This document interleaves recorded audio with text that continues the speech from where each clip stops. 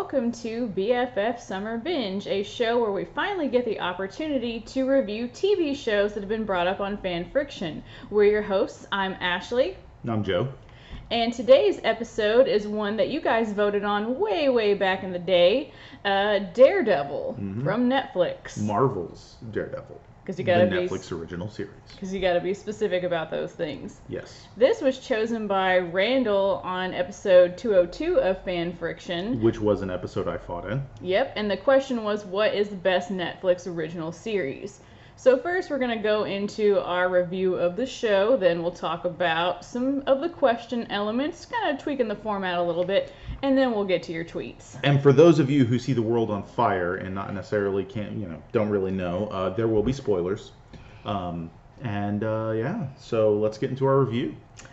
All right. So Daredevil is kind of the origin story of Daredevil, but not exactly the origin story of Daredevil, at least the first season. Yeah, like the first scenes that we get are the accident has already happened and his dad comes across him and we find out that Matt has saved someone's life. Yep. And we see the chemicals and they're on his eyes and he's like, close your eyes, but he's like, Dad, I can't see. And we actually see a really cool effect of his vision dimming. Yep. I thought that was a really strong start and really hooked my interest because I'm so bad about watching all the superhero shows. Even though I really love superheroes, I'm also really lazy. Yeah, we're really bad about watching shows. We've talked about this before, and some of you already know this because you know us fairly well. We typically, if we can't agree on something to watch, we're just like, want to watch 30 Rock again?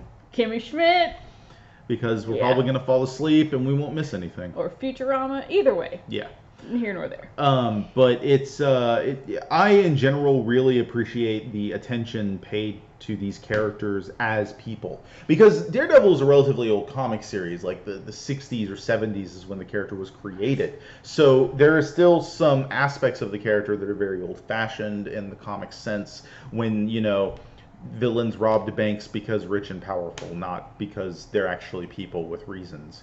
Which Marvel, as a comic company, has evolved pretty well for that reason. And we see the evolution of these characters' personalities in the show really well. Matt is a compassionate individual who wants to save people legally and illegally. Yeah, because we find out very quickly that Matt and his best friend Foggy, it's like they're literally the day one of Nelson and Murdoch. Like they're literally going to look at this terribly furnished building but inexpensive. But yeah, because basically like the fallout from the cinematic universe, the Battle of New York, there's a lot of background. Hell's Kitchen, which is the southern chunk of Manhattan, is like in bad shape, and because it's always been a relatively poorer part of the island. But when you don't really have the desire to fix it up, it's just going to get worse. And so the real estate agent basically says, look, this is going to be real expensive when everything gets cleaned up. So Matt's like, let's take it. So what we basically learn a little later on in this, in actually the second episode, is Matt and Foggy had offers from a very prestigious law firm, but they turned it down because they have strong morals about wanting to help people. Yeah, they're very much naive is not even the right word, but they're very, they care way too much. Way too much. And that's a persistent theme in the show.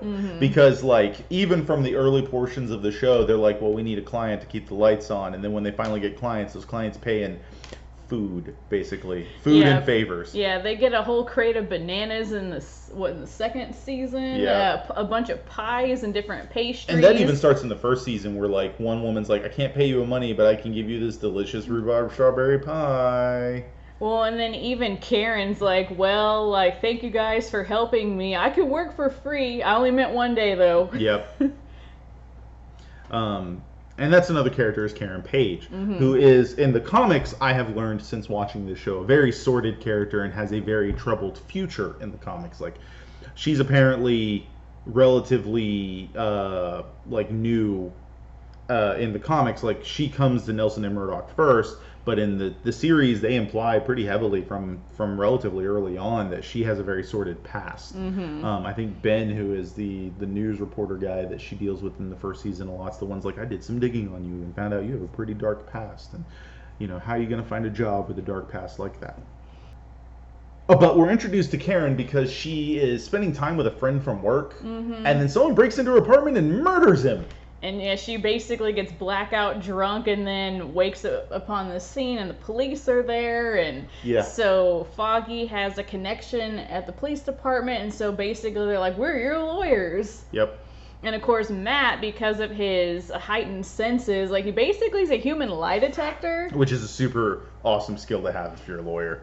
Super awesome. So he knows that she didn't kill this person, and they're going to help her, and there's some seedy stuff going on behind the scenes with this group of nefarious characters. Yeah, like your stereotypical, like, criminal underworld people.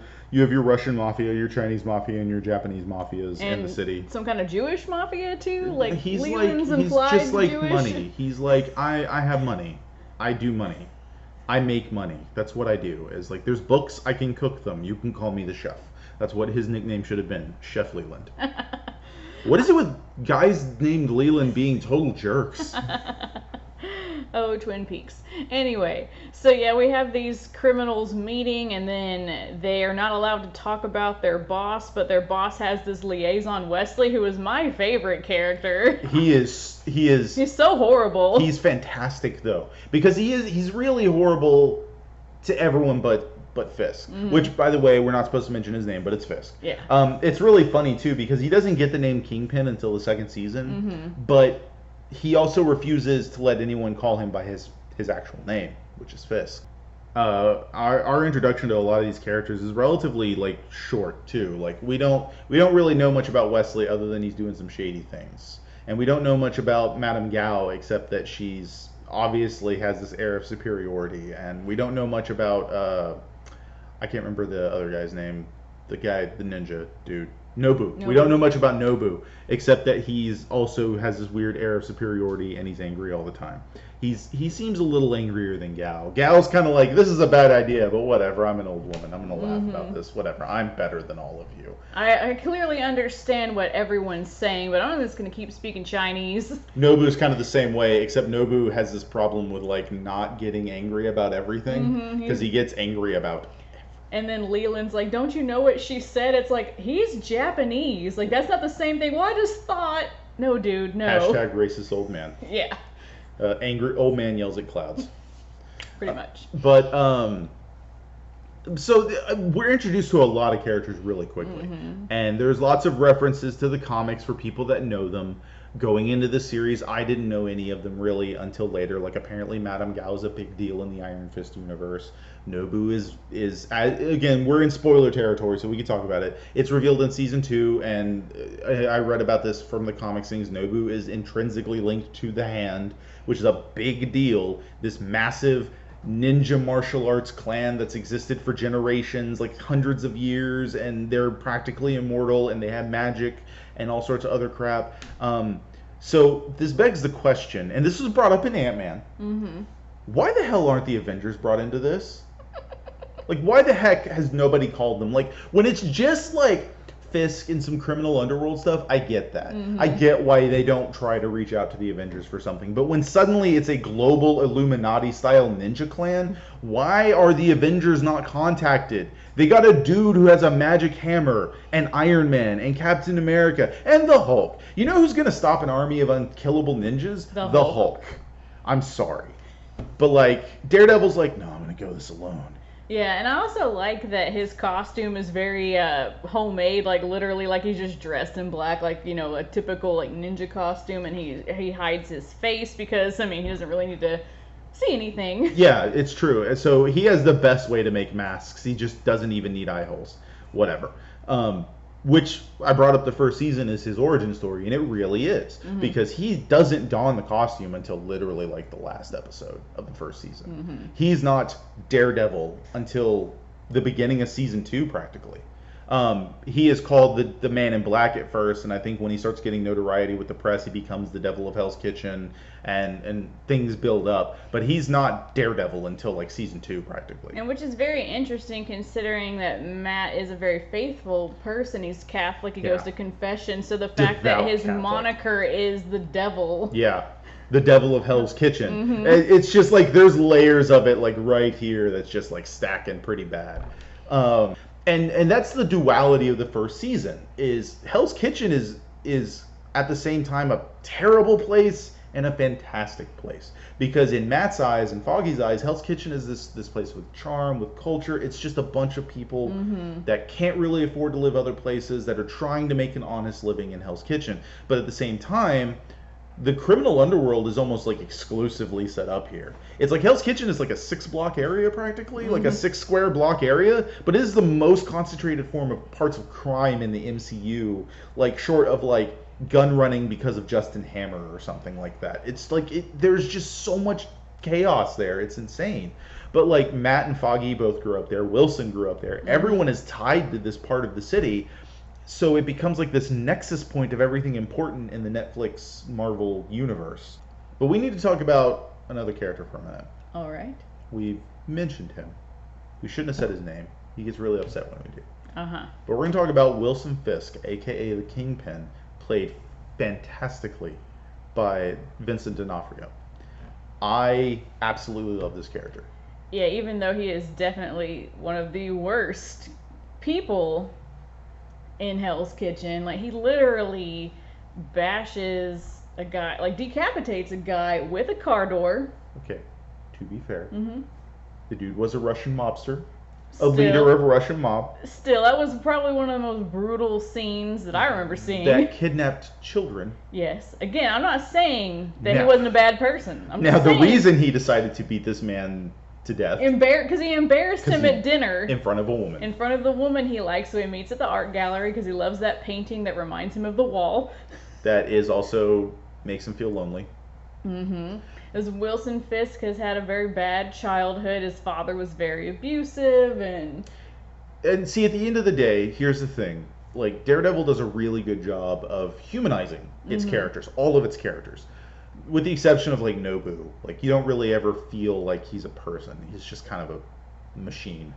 But like Fisk is almost a human being, and Matt's a human being, and everything. Like almost all the characters have their humanity to them. And in Fisk, you get the feeling that he and Murdoch want the same thing. They're just going about it in different ways. Dramatically different. And neither of them are right, technically. Because Murdoch is a lawyer, which he wants to be a defense attorney to help the people of Hell's Kitchen. He wants to give everyone a chance to do better, which you could argue that's noble. That aspect of doing it is good. But he then also dresses up in a suit and goes out at night and beats the crap out of criminals, which is vigilantism, which we're not... The morality of vigilantism is a gray area, because he's doing good, but he's kind of like going about it in a weird way. But Fisk, on the other hand, wants to tear down Hell's Kitchen and rebuild it to make it a better place. He's also not wrong. But it's going to cause... It's the you have to break eggs to make an omelet situation. But he is still a fantastic character.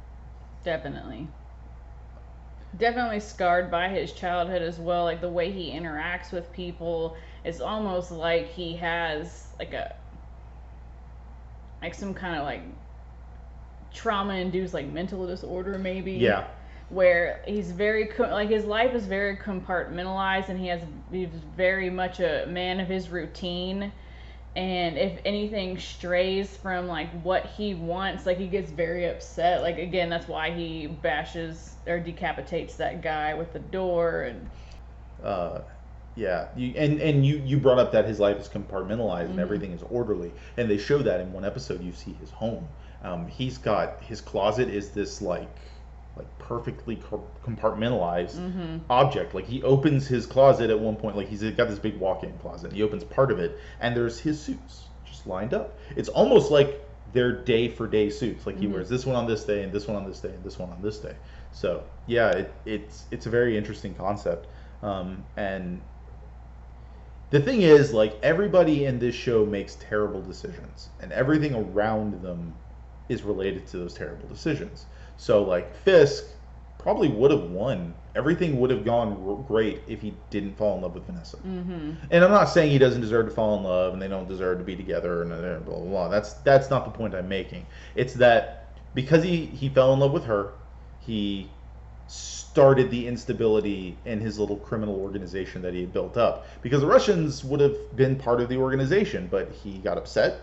He killed the leader of the Russians and decided to throw it all out there. But because he got upset and killed the leader of the Russians over a personal vendetta, the other 3 members of his little crime group are going like, can we really start trusting his judgment? Can we keep trusting his judgment? And Leland brings it up multiple times. Gao already says, like, you can't have it all. You can't have your cake and eat it too. You have to choose.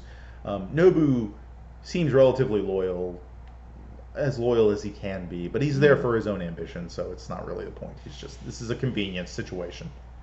So yeah, and then Matt is just a big ball of bad decisions, just really dumb decisions all the time. Like, I can't even name them. There's so many. Well, and you see that a lot in the second season as well. Basically, the end of the first season, you know, he gets his suit. Then we're introduced to some more characters. Of course, Wilson Fisk is incarcerated. And at the start of the second season, that's when we meet the Punisher. He doesn't have that moniker yet, but Frank Castle. And he basically massacres all of these Irish mobsters and this biker gang and all sorts of things. And a little later on, he kind of goes away while he's in jail. And then we meet Elektra, who has history with Matt when he was in college. They had kind of a relationship, and she has a weird past as well. And they have a acquaintance, I guess, or friend in common in Stick. Friend is a strong word. Yeah. Friend is a very strong word for Stick. I don't think Stick has friends. Mentor. Stick has pawns. Mentor figure. Yeah, and that's very true. Is Elektra, and honestly, like, the worst decisions in the entire series relating to Matt have everything to do with Elektra. Because there's, like, the whole thing is, like, when Elektra shows up and wants his help to figure out stuff from the Roxxon Corporation and what's going on with the hand and the layers of everything happening with Elektra's sub-story is saddled up to when they're starting to do their defense of Frank Castle. So, like, like, Foggy's even calling it the most important case of their careers. It's like the trial of the century. Trial of the century type universe. Stuff. Because it's like, it's the Sokovia Accords, or the Civil War portion of, so to speak, of the Netflix side, because it's basically the trial that's going to determine, like, how the public feels about vigilantes. Because while we have the Devil of Hell's Kitchen, the Daredevil, who is considered kind of like he does good, there's more of a mixed bag on how Punisher handles things. Because the Daredevil, he beats the crap out of criminals, but he never kills them. He beats the crap out of them and leaves them for the police so they can due process. Punisher just removes the problem. Yeah, executes people. And they basically, with the whole trial situation, Karen really develops a close relationship with Castle, and we really get to see Foggy come into his own too, because before this he was always like, no, I really need Matt, like, he's really good at these good opening statements and all of these things. And then so Foggy is really put to the fire where, like, oh, Matt didn't show up, I have to do this. And you can see where he's growing in his own confidence, but also this has put a real strain on their relationship, because by this point Foggy knows that Matt is Daredevil. Which I was going to get to that too, because that adds another layer of the strain to their relationship, because Karen, who is dating Matt at one point, doesn't know Matt's Daredevil. So when Matt doesn't show up randomly to the trials that they're supposed to be doing, or whatever they're supposed to be doing, Foggy, who knows that Matt is Daredevil, which they had a falling out for like 2 episodes in season 1, but by the end of the first season they were friends again, and things were going well.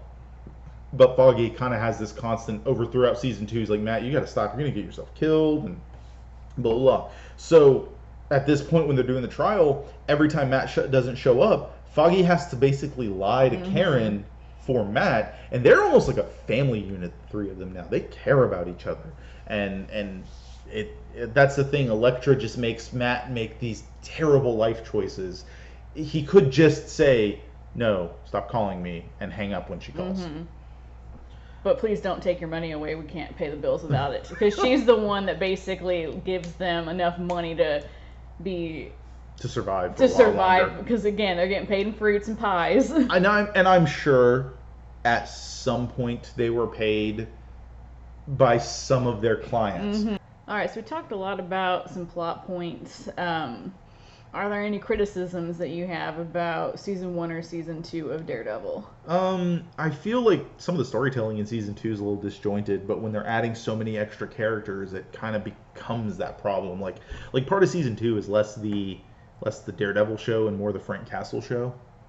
I could see that. I also felt it was a little disjointed because it starts out with this Castle plot, then we get Elektra, then it goes back to Castle and she's still there, and then they bring in some Fisk, and a lot of the fights I had criticism about in season 2. I don't mind hallway fights. It makes sense that you would try to corner your enemy in a place where you're going to have the tactical advantage, like when he busts out all the lights, but I felt that they did that better. I think they did that better in season 1, like the first hallway fight where he rescues a little boy, where it's kind of bathed in that yellow light. Like, none of the people he is fighting are gonna have like the ability to see in low light, maybe an attribute like a D&D character would have. Low light vision. So he's still going to have the advantage, but trying to bathe everything in almost total darkness makes it really hard to follow the action. Yep. And just seems like a cop-out for like the choreography to me. One of the ones I think you're talking about is like when he's fighting the bikers, that starts on like that rooftop hallway and goes downstairs into that big area where Frank's in the elevator and all sorts of stuff like that. Because he starts knocking out lights as he starts to fight these bikers. So the first part is really dark, but then he goes down the stairs. It's still really dark. There's like what you would imagine were like lights coming out of people's doorways or lights, some hallway lights, but it's never enough. It's always just like a light here, a light there, a light here, a light there, and it's just, you see some shadows and stuff. It's not until he gets to the floor level where he's fighting like basically in an open space that you actually have decent enough lighting where you can really see what's going on. But yeah, the first season did that way better.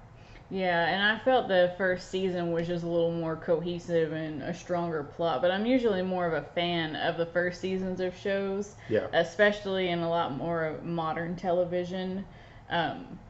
I think the second season's good, but it just wasn't as great as the first season. I still enjoyed it. I still want to see what's coming up next for these characters. Oh yeah, definitely. So how would you rank each season individually, like out of 10? Season 1, I would give like a solid 10 out of 10 because Daredevil's a character I didn't care for before, and I really enjoyed the character because of this first season. Season 2, maybe an 8.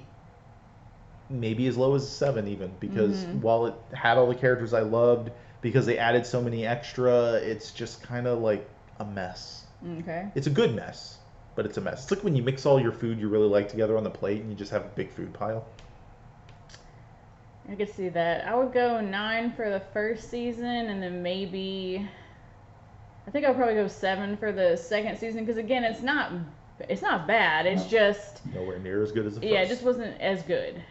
All right, so now that we've talked about all things Daredevil, let's go back to our fan friction question, which again, what is the best Netflix original series? Like we said at the top of the show, Daredevil was chosen by Randall.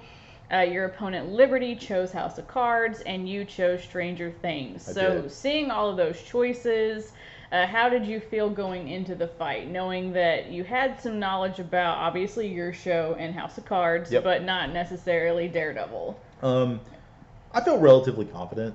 I shouldn't have been, but I felt confident going in.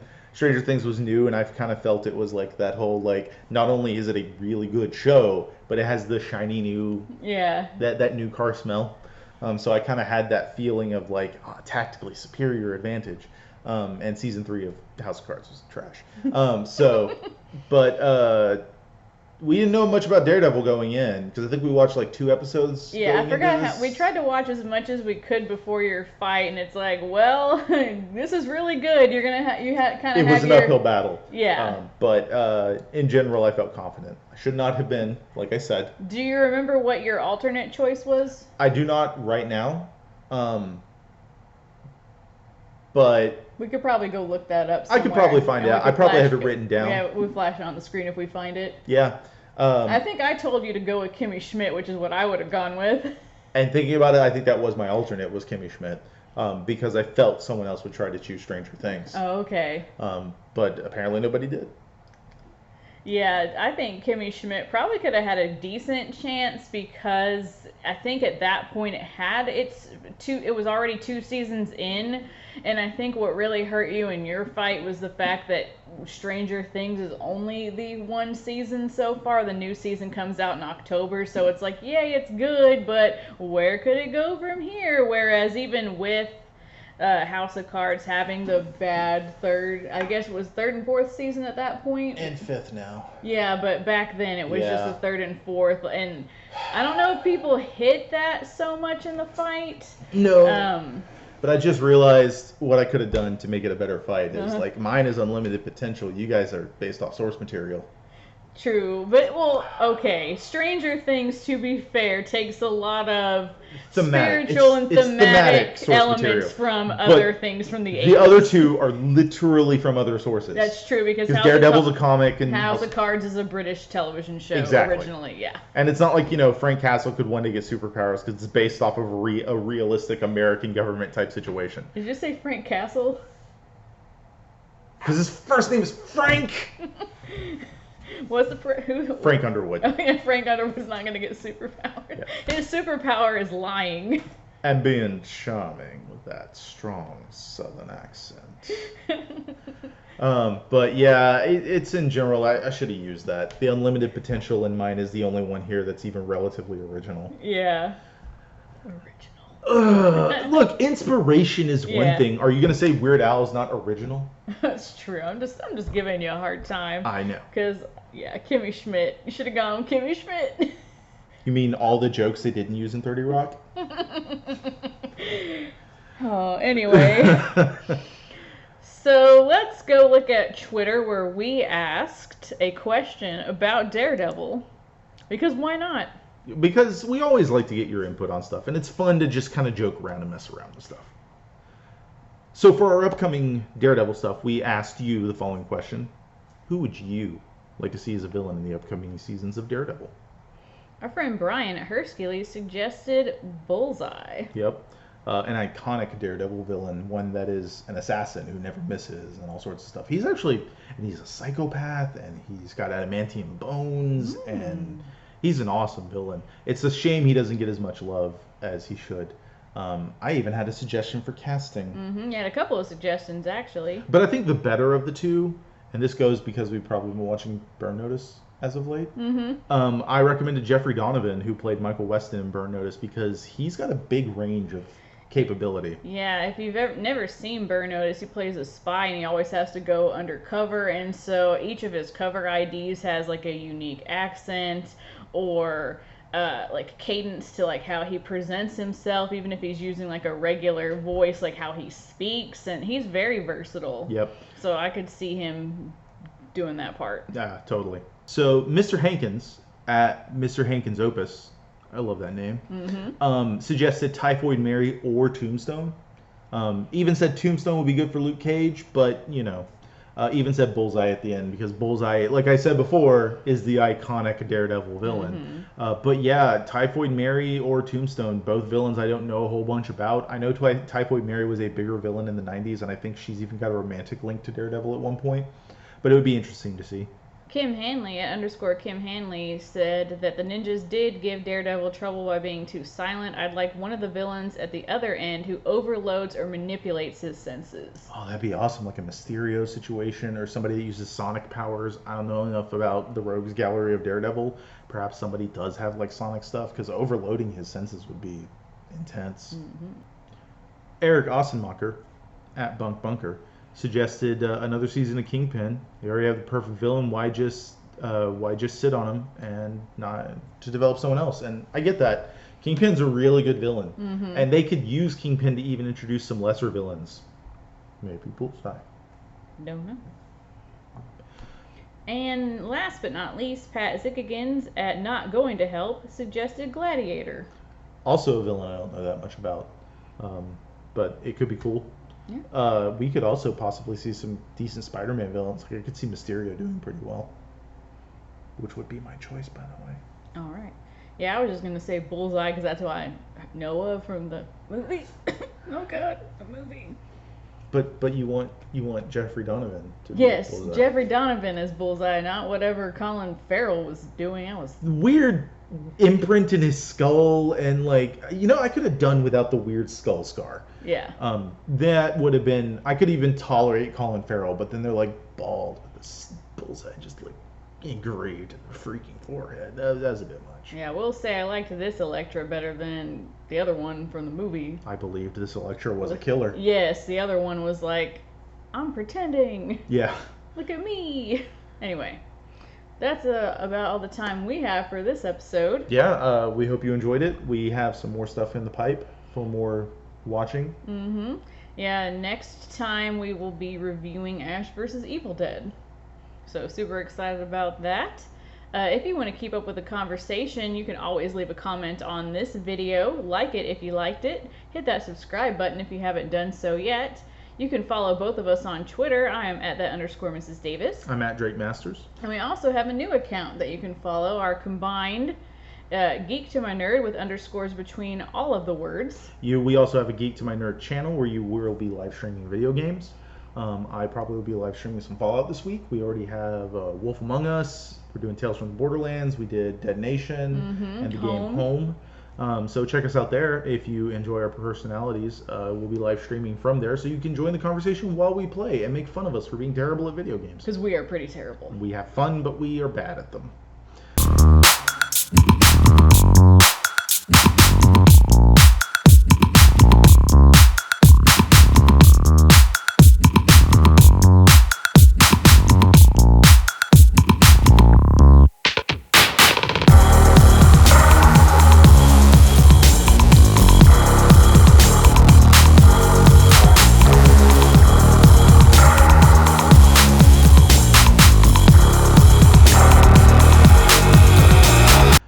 But yeah, thank you very much for checking this out. And now we're going to go watch more TV because it's summer. What else are we going to do? We could read a book. Now we're going to watch TV. No, we're going to read. It's reading time. Summer reading. Do your summer reading, children.